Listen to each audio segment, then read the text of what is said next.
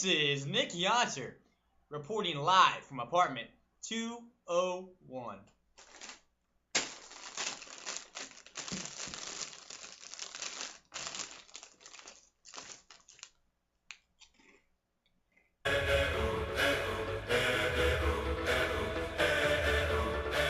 With this not being a run-of-the-mill job, not just a job you're going to see every day, it is needed to have a bachelor's degree.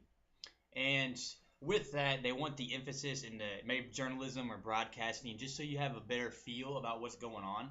So that's the minimum requirements. But as many people say, it's not about what you know, it's about who you know. So a lot of times in this profession, it's going to be most helpful if you know somebody.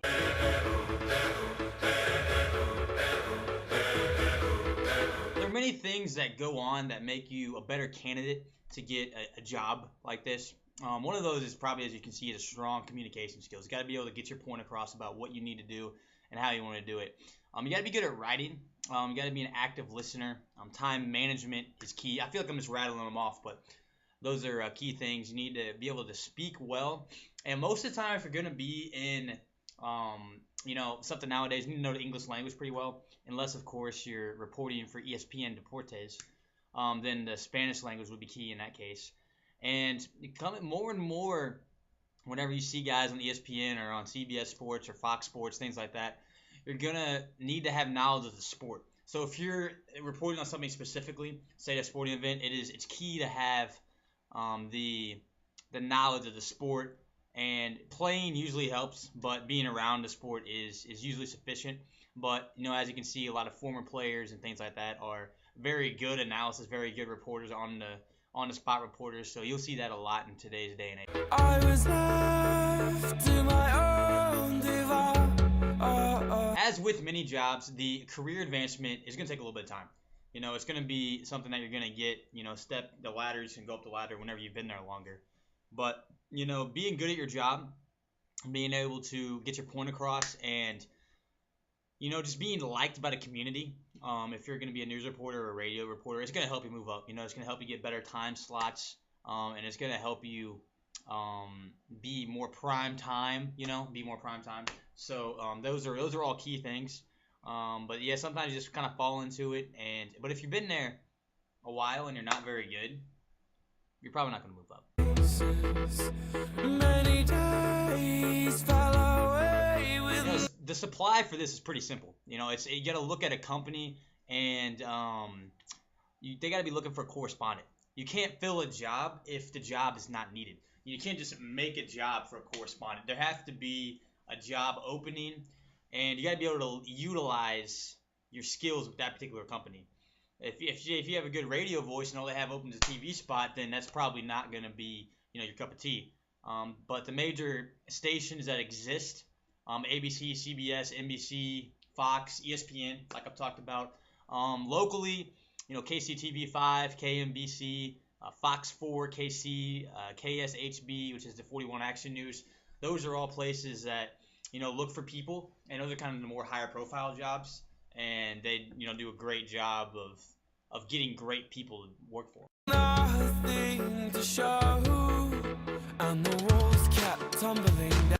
When looking at the demand of this particular job, I was torn because it's radio and television correspondent. So it's difficult to give both of those love, because the radio is great. It's been great throughout the history of the United States, but it is not as big as it once was. So television is definitely on the up and up. There's a lot more things happening with television. Of course, radio does have Sirius XM.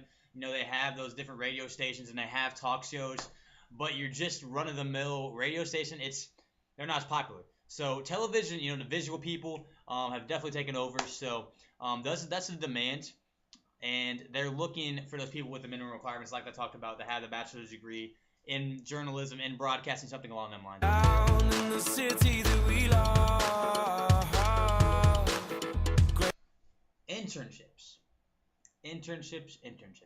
That is what the key to success is, I would say, for college students.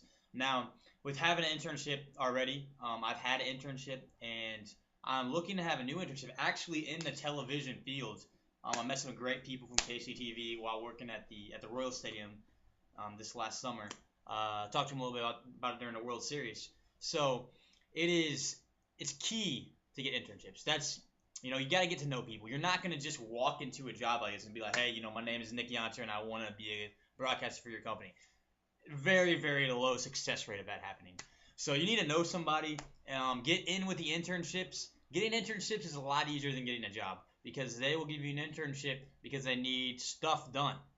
So the internships is key, and that's how college students, I would say, would get into it. And then you can build off of that once you get out of college and be like, hey, I did good work for you back in the summer. Now I'm looking for a job. Let's make something happen. Big clouds all over the hills, bringing darkness from above. I'm doing a little free advertising for Coke right there. But the other things that you're qualified for if you don't want to be a television or radio correspondent is really anything in the newsroom. You can film, you can write the scripts, you can edit the scripts. So at smaller places, some of those jobs are intertwined, but bigger companies, there's going to be specific people for those specific jobs. And being a journalist is definitely possible as well, especially with that journalism degree. You can write for a paper. You can write online because online is definitely taken over a little bit better than a newspaper is. And I love newspapers, but honestly, they're starting to be phased out a little bit. And the online versions are definitely something to keep an eye on. So you can be a journalist doing that. And, you can start your own broadcasting. You see YouTube channels all the time, people trying to be the next big thing in broadcasting. Now, a lot of them are flops, to be fair, but it's something you can do. You can try to start something out on yourself and see what happens.